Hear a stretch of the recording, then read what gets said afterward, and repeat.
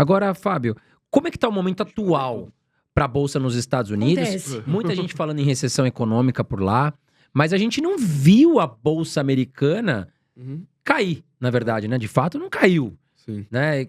Como é que está o momento atual? É um bom momento para comprar? Você enxerga que a Bolsa está cara, ainda precisamos esperar, ou está num momento interessante? André, pra ser bem sincero, eu não me preocupo muito com isso. Porque o que eu faço é simplesmente comprar boas empresas todos os meses e abstrair qualquer outro tipo de informação. Por que que eu faço isso? Porque os meus parâmetros de continuar investindo ou não investindo nos ativos que tem na minha carteira, basicamente são os fundamentos da empresa, que são os resultados da empresa.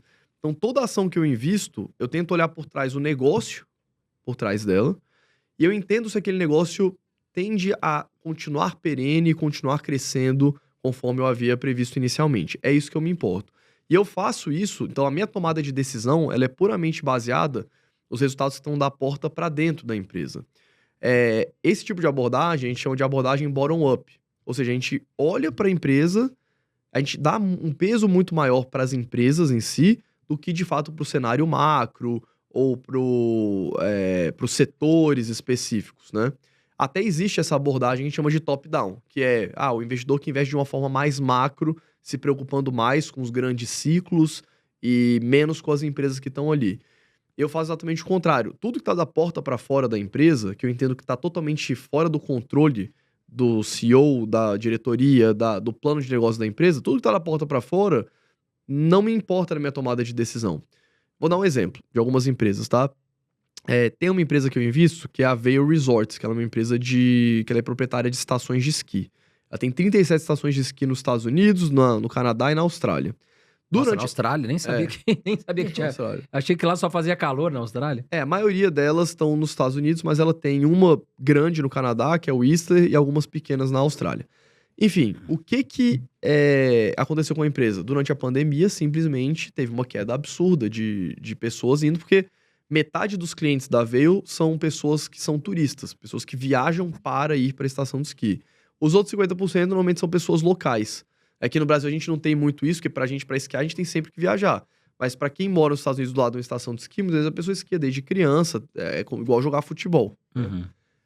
Então, assim, os clientes caíram muito, as ações na época despencaram e tudo mais. Mas agora a empresa voltou a ter a mesma quantidade de clientes que ela tinha lá atrás. Então, aquilo que impactou ela foi simplesmente um evento que não tinha absolutamente nada a ver com a empresa, né? Não foi o modelo de negócio, não foi a tomada de decisão errada, não foi o investimento errado que a empresa fez. Foi simplesmente um risco que é não diversificável, né? O Covid impactou absolutamente todo mundo. Todas as economias, Todas. né? Tanto que praticamente todas as ações despencaram, né? Ali nos primeiros meses da pandemia. Então, eu tento sempre fazer essa pergunta para mim mesmo. Essa piora nos resultados da empresa tem a ver com o que está da porta para dentro da empresa ou da porta para fora? Se for da porta para fora, eu simplesmente vou ignorar e vou tentar entender se esses impactos que estão gerando na empresa, eles estão sendo gerados também nos concorrentes e se a empresa está se saindo melhor do que os concorrentes. Porque como a minha ideia é ficar com a empresa para sempre, o que eu entendo? Eu já sei que a regra do jogo esse setor vai passar por alguma dificuldade em algum momento e o setor vai se recuperar em algum momento. O que eu quero é ter as melhores empresas ali que vão conseguir sair desses ciclos melhores do que elas entraram, apesar de piorarem ali no curto prazo.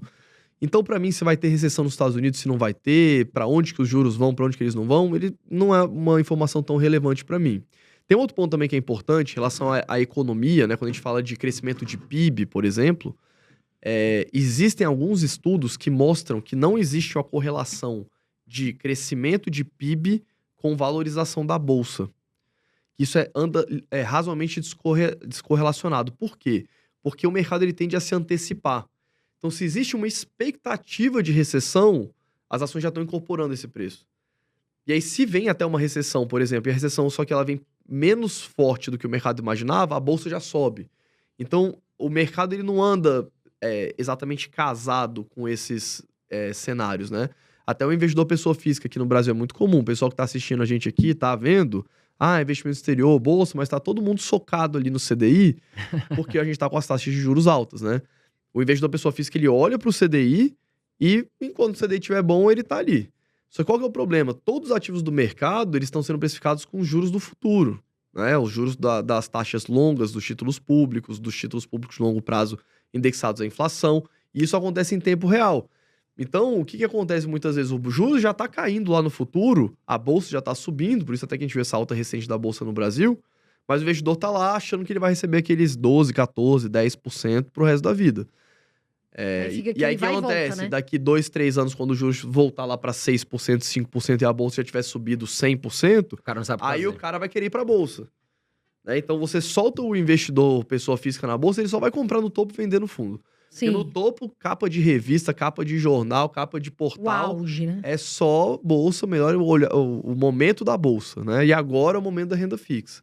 Sendo que não tem isso, né? Todo momento é momento de bolsa, todo momento é momento de renda fixa. São coisas diferentes, na minha avaliação. Mas que é hora para tudo.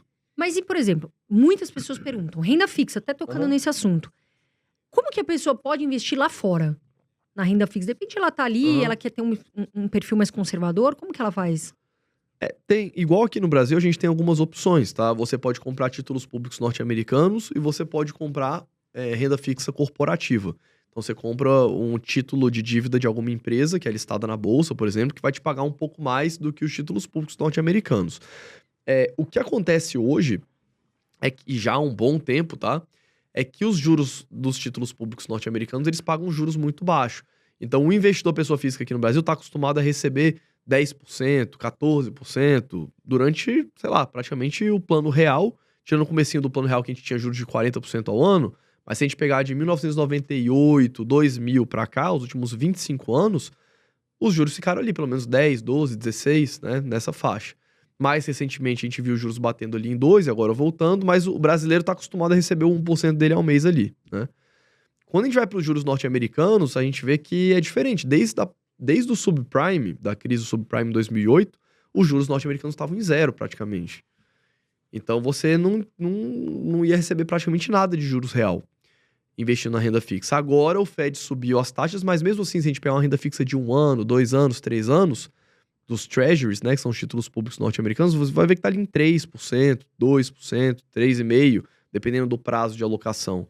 Então isso, às vezes, o investidor pessoa física olha e fala, não quero essa renda fixa pagando tão pouco. Mas é importante lembrar que é uma renda fixa que paga menos, mas paga em dólar. Então a gente tem que considerar a valorização do dólar frente ao real, que acontece. Sim. Mais os juros que eles estão pagando, e sem contar que os juros lá, o risco lá é o menor possível, né, praticamente do mundo, porque você está emprestando dinheiro para o governo norte-americano. Aqui no Brasil, por que os juros são maiores? Porque a gente tem um risco maior, nosso país é mais arriscado. O governo precisa diminuir o déficit para conseguir pagar a dívida, para controlar a inflação. Muitas vezes também, ao invés de eu estar recebendo lá 10% ao mês, a inflação está em 8%. Né? O que adianta? Então, é importante também saber que, beleza, a renda fixa lá paga menos. Você tem que escolher uma corretora que tem essa opção de renda fixa, também que não são todas. Mas tendo a opção, você tem que saber que os juros são menores, mas o risco é muito menor e é um retorno em dólar.